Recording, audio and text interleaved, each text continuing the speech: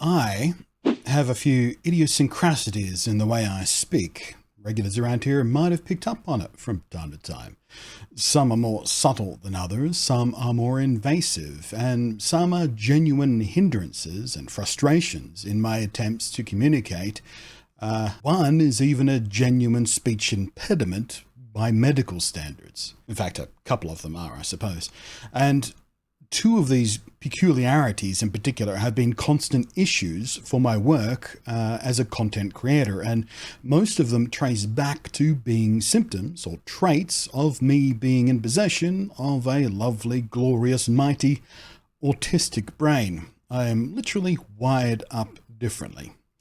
And one of these quirks is something a lot of you have noticed over the years, questioned me about, and even so far as every now and again I get someone accusing me of being a fraud over. I'll come back to that though. And it's the accent. To most ears, I'll sound Australian, or to American ears who, due to their pretty prevalent cultural ignorance in these matters, they will often think I'm English. In fact, I frequently get people throwing British-based insults at me, not realizing I'm actually Australian. Silly Yanks.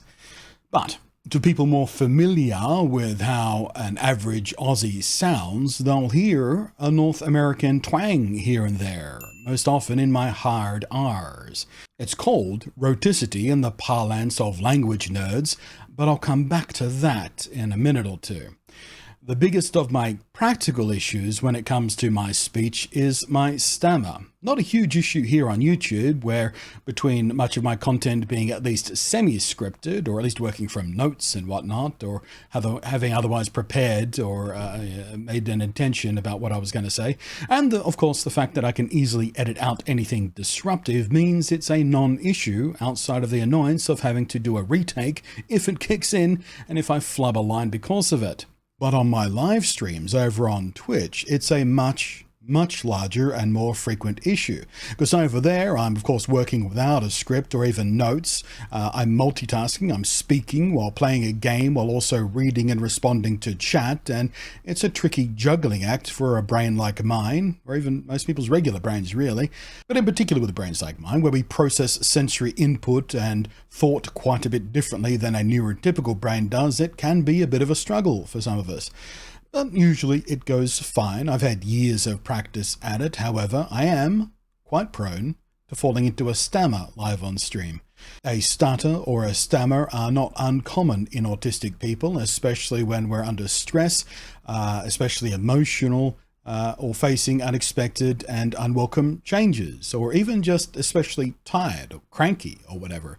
It's one of the earliest traits I can recall when I look back in the context of my diagnosis that I got at age 26. And that's something a lot of autistics do. Once we get our autistic, particularly late diagnosed autistics, we look back in our lives and go, oh yeah, why didn't anybody pick up on that? Would have been useful to get diagnosed earlier or whatever. And the reason it's one of my strongest, earliest memories of an autistic trait, or potentially autistic trait, is mainly because I was always extremely self-conscious about it. And it's wildly frustrating not to be able to spit out a word. And of course, because other kids would tease me about it, because kids are shitheads.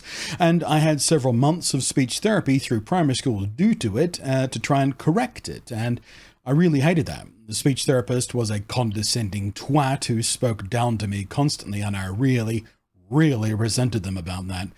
In the end, the idiot speech therapist and her idiot techniques did nothing to help me, of course. Instead, I just did my best to hide and suppress it in my own terms.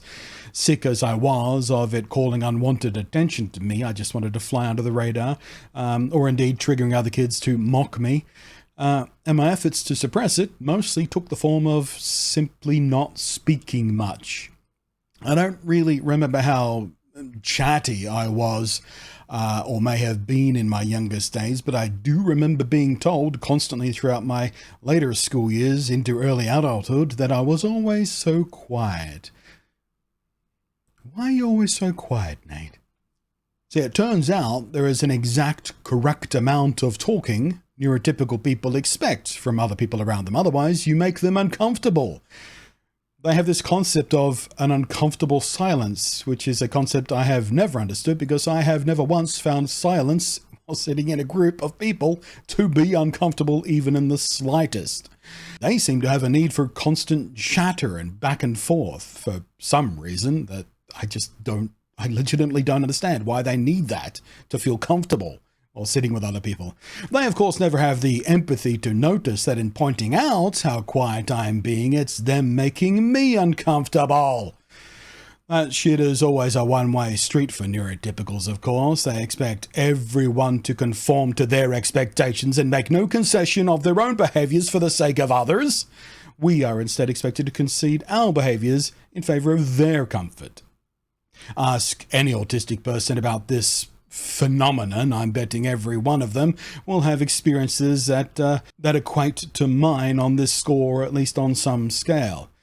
When I did speak, I faced just as much unwanted focus on how I spoke instead of what I was saying, regardless of whether or not my stammer was there at that time. In high school, where I thought I would get a nice fresh start, as most of us do of course, I was frequently accused of sounding posh, or mocked for being too wordy or formal sounding.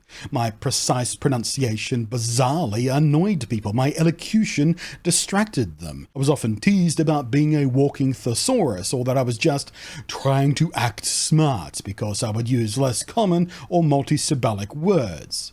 Unusual or particularly precise speech patterns is another thing not uncommon amongst autistic folk. And some of us hit those hard R's when our native accent shouldn't have them at all. I know a Kiwi girl who sounds like she's from Birmingham, despite having never even visited the UK. That is a significantly different accent to what an average Kiwi would have, by the way, if you're not familiar. Speaking to you Americans, because you don't know what accents are. And rather unfathomably, my own accent gets much broader and more drawly Australian on the several occasions I visited the USA.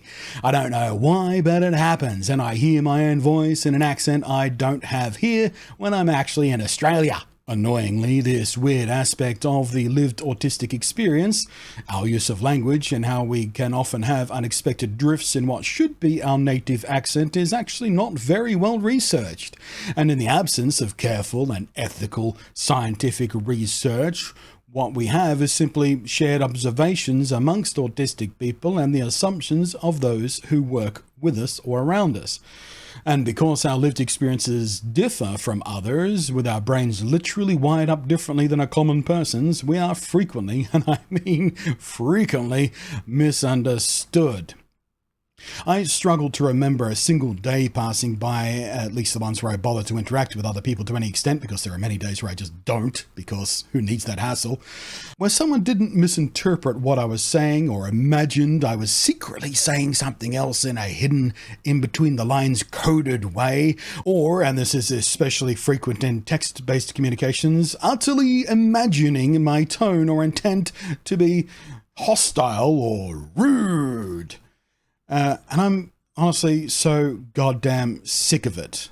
I've had it my entire life. People just assuming that I'm angry or just projecting some emotion or some ulterior motive into the things I say or how I say them. They pick apart my tone. They police my tone. Tone policing is the word for it. If neurotypicals would just stop assuming our directness or lack of interest in or ability to beat around the bush like they do is in fact aggression, that'd be super fantastic. I'm so sick of backhanded language or insistence that I'm saying secret things somehow coded into my otherwise ordinary statements that seem to be very direct and logical and simply saying what I mean and meaning what I say. Just because their dishonest asses talk between the lines constantly doesn't mean everybody does that. I mean, of course, most people seem to, because I am in a minority, being neurodivergent as I am. This secret coded language bullshit from vaguely implied crap is just one of the core frustrations and anxiety triggers for pretty much every autistic person out there.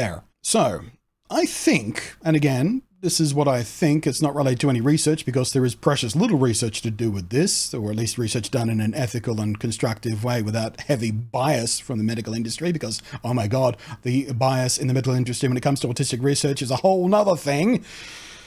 Anyway, I think to combat this endless chain of people looking at us weirdly or uncomfortably, there may in fact be a drive to make heavier attempts to be far more acute and deliberate in our speech, choose our words with more precision, dive deeper into our vocabulary to make more specific word choices in the desperate hope that we will be understood for what we're actually saying and not someone imagining what we might be saying. But here's the kicker. It's not really the words we choose or fail to choose, as my childhood attests, at all. Any effort to be more careful in the hopes of being understood only sets us apart even further, as it turns out, which is pretty friggin' frustrating, as you might imagine. We, autistic people, are genuinely experiencing the world differently to neurotypicals. We are, and I mean this very, very literally, our brains are wired up differently. This is not a metaphor. This is the truth of it. Our brains are physically different in how we process information and sensory input, and it is there from birth. But by the time a lot of us are diagnosed and given that context, a lot of our speech patterns and habits and language pathology are already well set, wired up. Those neuro pathways are established, and that shit is very difficult to change. So what about that odd tinge of American accent in my speech?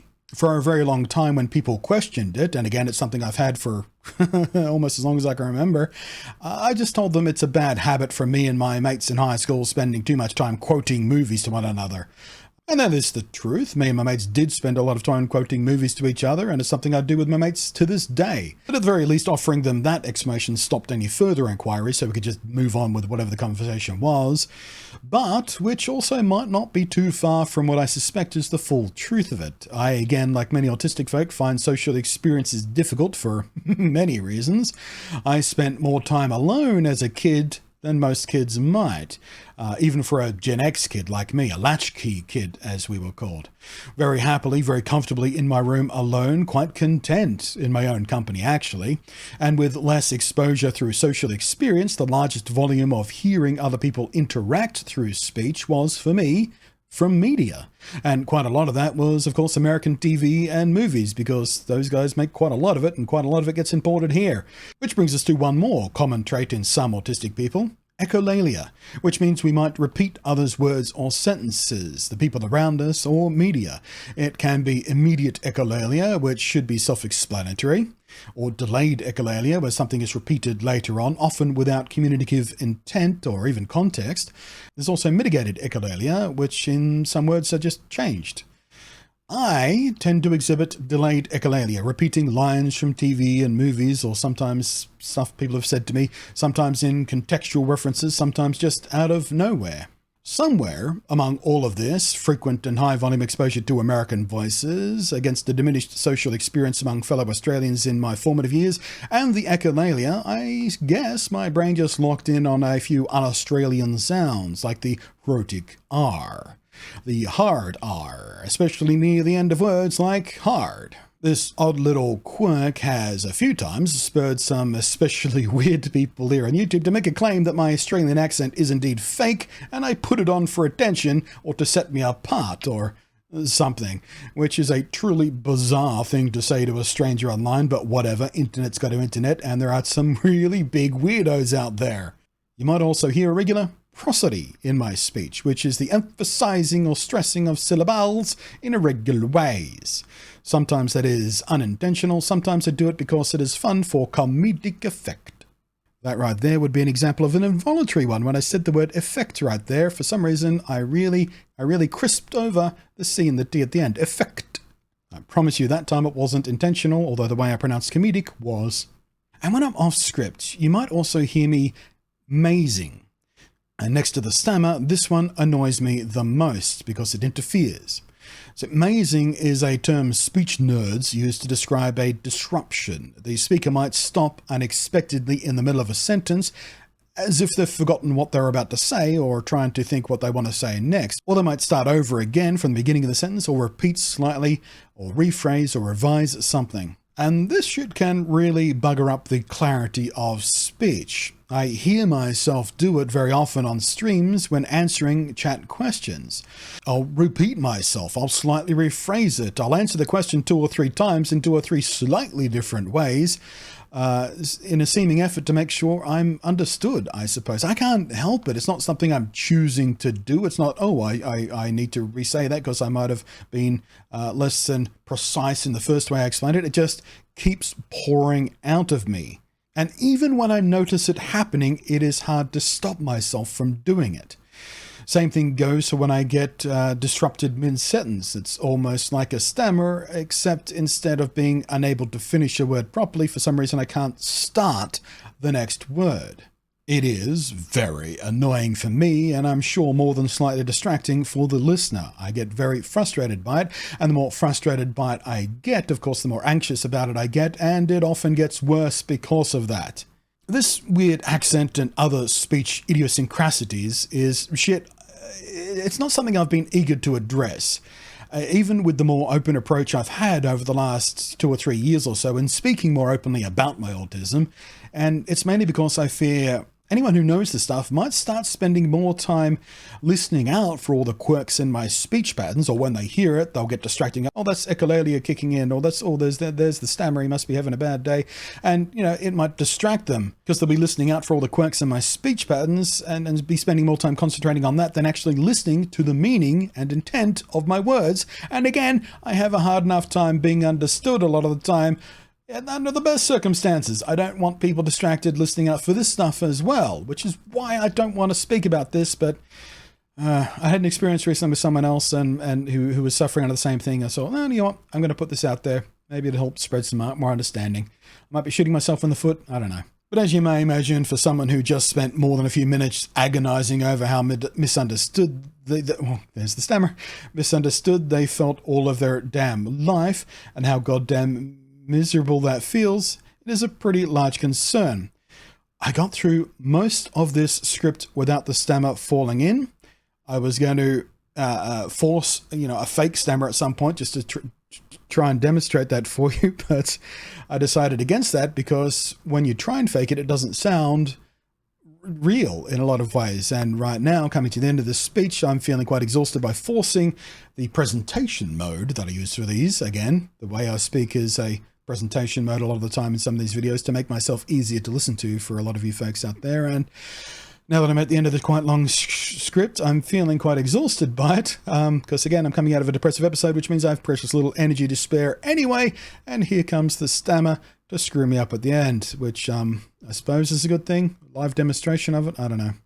But at least now you know why my accent is a little fuster-clucked and why my elocution is a little sharper than the average drawling, mush-mouthed Australian might be. Thanks very much for watching. Thank you as always to the Patreons scrolling up above there. I am Blunty, hopefully making myself slightly more understood, and as a result, probably making it harder to understand me in the future because, hanging your lampshade on it probably makes it worse. I shouldn't have said anything about being distracted by it because now some of you might think about being distracted by it while you're listening to me, and then you'll be distracted by the thought you're not being distracted by it, or you are being distracted by it, and oh my god, I've got cross-eyed.